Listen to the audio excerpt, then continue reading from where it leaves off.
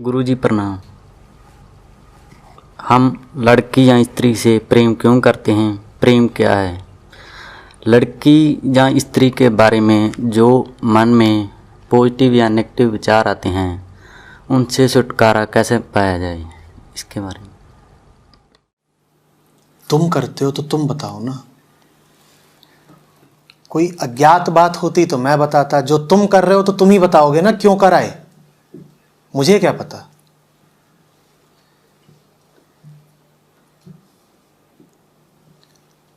और ये भी नहीं कह रहे तुम कि एक बार हो गया, तुमने कहा हम ऐसा क्यों करते हैं, इसका मतलब बारंबार हो रहा है, हुए ही जा रहा है। तो तुम बताओ कि ये हो क्या रहा है, मुझे क्या पता।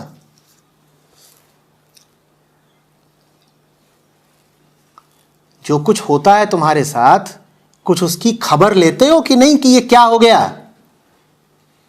या बस फिसल जाते हो कि अरे हो गया, चलो हो गया, फिर अरे फिर से हो गया, अब फिर अरे फिर हो गया, हुए ही जा रहा है।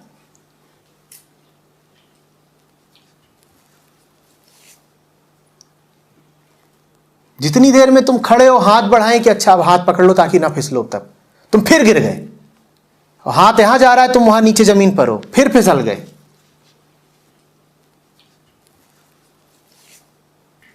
इतना भी अचानक नहीं हो जाता, सोचा समझा निर्णय होता है। माना कि काम बेहोशी में होता है, पर पूरे बेहोश नहीं होते तुम। सहमति तो तुम्हारी होती है कि चीज मजेदार है, अब मौका कौन चूके।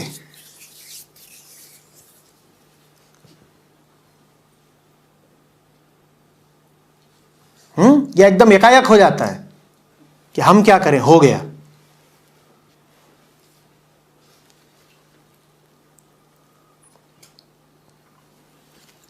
बात सीधी है, मजा आता है।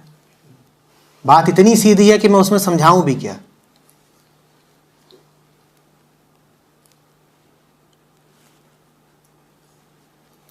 सेब खाओ मजा आता है ना जबान को, कोई मालिश करे पीठ को मजा आता है। वैसे ही जननांग होते हैं, उन्हें यौन सुख चाहिए।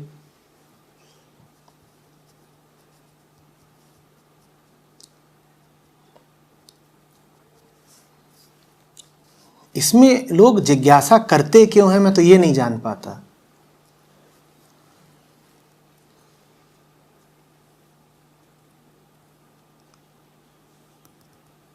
पुरुष जननांग है, स्त्री जननांग है, दोनों एक दूसरे की ओर आकर्षित हो रहे हैं, इसी को तुम बोलते हो आकर्षण। और क्या है इसमें छुपा हुआ, क्या है इसमें, क्या ऐसा है जो मिस्टीरियस है? कुछ नहीं। बात शारीरिक है पूरी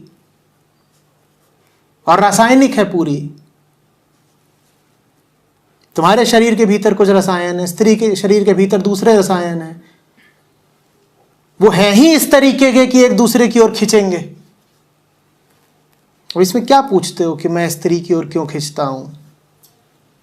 क्योंकि हार्मोन है इसलिए।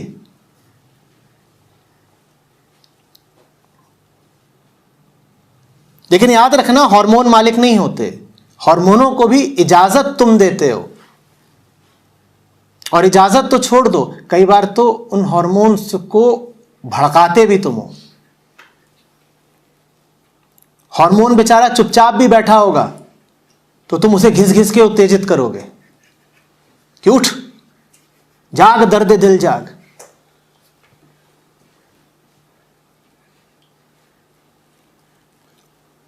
इसमें कोई मिस्ट्री नहीं है, कृपा करके इसको कोई मिस्टिक आयाम मत दीजिए। ये स्त्री पुरुष के आकर्षण में कोई रहस्यवाद नहीं है, कोई मिस्टिसिज्म नहीं है। पूरी प्रकृति में यही चल रहा है, नरमादा नरमादा नरमादा। इसमें क्या रहस्य है भाई? प्रकृति का मतलब है कि प्रजाति आगे बढ़नी चाहिए, नरमादा आकर्षित होते रहते हैं ताकि बच्चे पैदा हों, प्रजाति आगे बढ़े। ये प्रकृति का बंदोबस्त है, इसीलिए उसने तुम्हारे शरीर में हार्मोन छोड़े हैं ताकि प्रजाति आगे बढ़ती रहे, नहीं तो प्रजाति विलुप्त हो जाएगी। ये प्रकृति का चाहना है। तुम कैसे भी रहो, प्रजाति आगे बढ़नी चाहिए। बल्कि जो जितना गया गुजरा होता है वो उतना ज्यादा प्रजाति को आगे बढ़ाता है।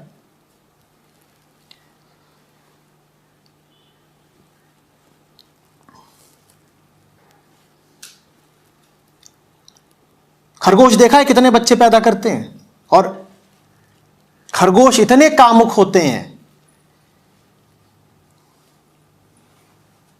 कि भाषा में मुहावरा आ गया है कि don't breed like rabbits, don't breed like rabbits, क्योंकि वो 2-4 महीने का होता नहीं कि शुरू हो जाता है। और एक बार में मादा खरगोश कभी 2, कभी 4, कभी 6 खरगोश पैदा करती है। बताओ क्यों? क्योंकि कमजोर है। जो जितना कमजोर होगा वो उतने बच्चे पैदा करेगा। शेर कितने पैदा करता है एक बार में? शेर कितने करता है एक बार में? 1 नहीं तो 2। और शेर का एक शावक पैदा होगा सालों में, और खरगोश 6 महीने का होता नहीं कि बाप मां सब बन जाता है, क्योंकि कमजोर है। कमजोर है तो उसे बहुत बच्चे चाहिए। जो जितना मजबूत होगा उसे बच्चे की उतनी कम आकांक्षा रहेगी, शारीरिक रूप से भी, मानसिक रूप से भी। खरगोश को पता है इतने सारे पैदा होंगे तब कुछ बचेंगे, तो बहुत सारे पैदा होने चाहिए। शेर कहता है हमारा कौन क्या बिगाड़ लेगा, एक बहुत है। जंगल को उत्तराधिकारी ही तो चाहिए। राज्य को कितने युवराज चाहिए होते हैं? एक बहुत है। तो यह है स्त्री पुरुष का खेल। हमारे भीतर एक कमजोरी बैठी हुई है, वही हमसे ये सब काम कराती है। इसको ये ना कह देना ये तो नेचुरल है, नेचुरल है। जो कहते हैं ये नेचुरल है वो नेचर का अर्थ नहीं समझते, वो प्रकृति को नेचर समझ रहे हैं। उन्हें आत्मा का कुछ पता नहीं। जानवर के लिए प्रकृति नेचर है, मनुष्य के लिए प्रकृति नेचर नहीं है। जानवर के लिए नेचर है प्रकृति, मनुष्य के लिए नेचर है आत्मा। तो मूढ़ता में इस तरह की बातें मत बोल दिया करो कि अरे लड़कियों की ओर आकर्षित होना तो नेचुरल है ना। बल्कि और चले आते हैं सूरमा, वो कहते हैं हम कोई नपुंसक हैं क्या कि हम लड़कियों की ओर आकर्षित नहीं होंगे, ये तो नेचुरल चीज है, ये तो होनी ही चाहिए, ये तो हमारी मर्दानगी का सबूत है। पागल, मर्द तुम होगे पर विक्षिप्त जरूर हो। मर्दानगी तो तुम्हारी पता नहीं, पर पागलपन तुम्हारा जाहिर है। जो तुम बता रहे हो कि स्त्रियों की ओर भागना नेचुरल चीज है, वो नेचुरल चीज नहीं है। सांड गाय की ओर भागे ये नेचुरल है, क्योंकि सांड का नेचर है प्रकृति। पर मनुष्य भागे अगर स्त्री की ओर तो ये नेचुरल नहीं है। तुम्हारा नेचर आत्मा है। तुम्हें सांड और गाय की तरह व्यवहार नहीं करना है।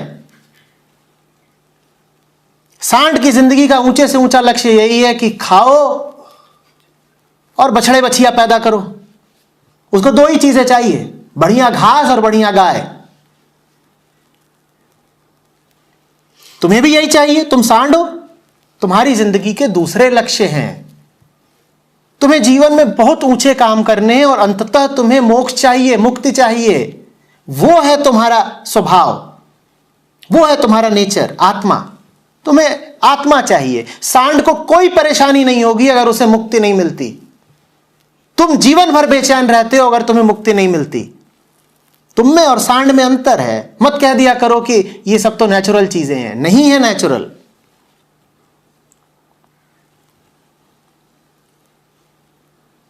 बात कुछ समझ में आ रही है?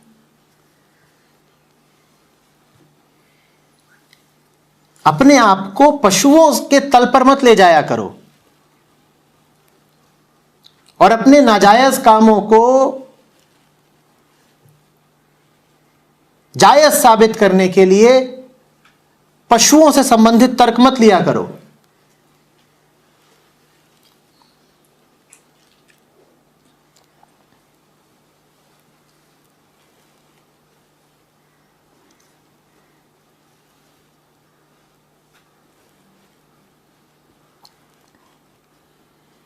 जानवर कोई काम करे तो वो ठीक हो सकता है क्योंकि वो बेचारा जानवर है। वही काम तुम करोगे तो वो ठीक नहीं होगा क्योंकि तुम जानवर नहीं हो। मैं समझाता हूं मांस मत खाओ, लोग कहते हैं जानवर भी तो मांस खाते हैं। शेर ने इतनी मांस खाई तो शेर क्या पापी हो गया? तुम शेर हो? शेर तो दहाड़े तो जंगल थर्राता है, तुम जरा दहाड़ के दिखाना।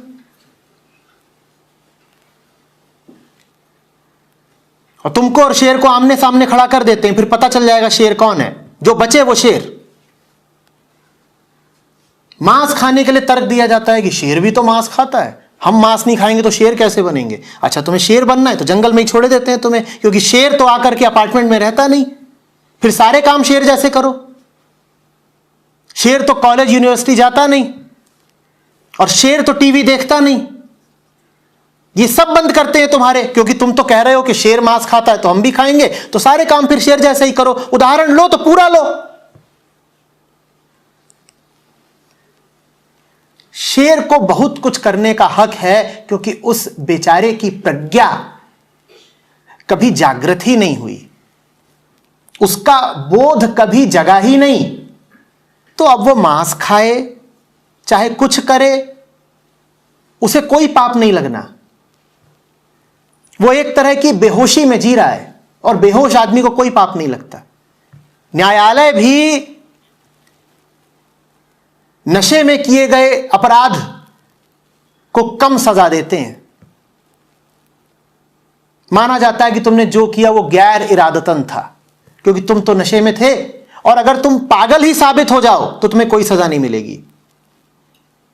तुमसे कोई अपराध हो गया, लेकिन अगर कोर्ट में यह साबित हो जाए कि तुम पागल हो इसलिए तुमने अपराध किया, तो तुम्हें कोई सजा नहीं मिलती। इसी तरह शेर कुछ भी करे उसे कोई सजा नहीं मिलेगी, क्योंकि उसके पास बुद्धि की और बोध की कोई संभावना ही नहीं है, तो उसे सजा कैसे मिलेगी?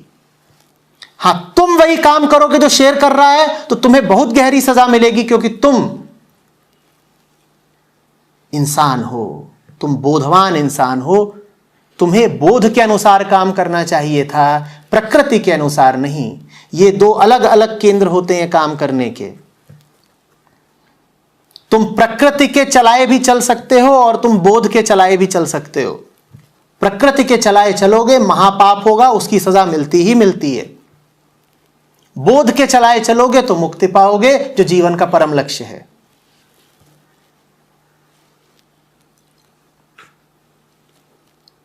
समझ में आ रही है बात?